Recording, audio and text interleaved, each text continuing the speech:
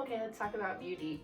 So if you go on Google and you type in define beauty, what pops up is combination of qualities that pleases the aesthetic senses, okay?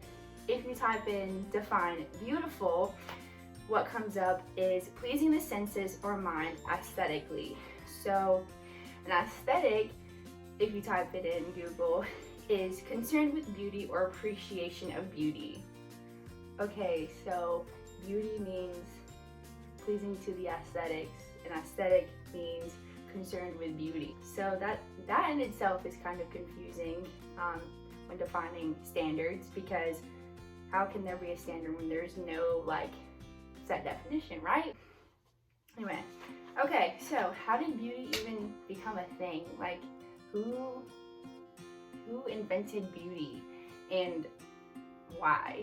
All right, so beauty kind of developed as a survival mechanism. It was ideal for men to be tall and have large muscles, to be able to support their family, to hunt, to provide for them. And it was ideal for women to have ample hips so that they were able to carry a child. So kind of like the survival of the fittest side of beauty, that's kind of where it started. But then we kind of get into the societal side of beauty and who defined it and how it looks for each society. Beauty kind of started with the ancient Greeks, and they would kind of ask the question, well, what makes a person beautiful? And they come to the conclusion that proportions were the key to a woman's beautiful face. And Plato said that to see beauty, one has to be healthy, be beautiful, and be rich by an honest means. So to see beauty, you have to be beautiful. Thank you for your help. Anyway, he also said that a beautiful face is divided into triads. So from your hairline to your eyes to your upper lip, and your upper lip to your chin is all symmetrical and harmonious, and that's what makes you beautiful.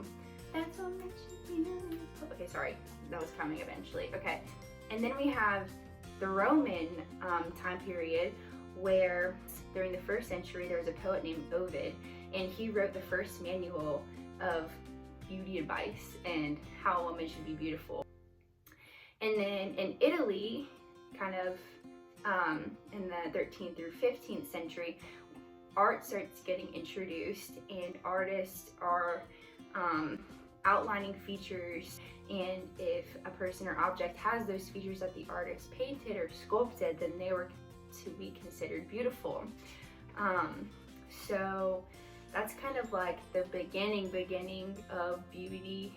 And you know, obviously as time went on, beauty kind of progressed, and the standards of beauty progressed just depending on where you lived and what time period it was. You know, for example, the 1920s, we had women who were defining beauty and kind of going against the norm. That's kind of the beginning and how beauty started in, you know, early European culture.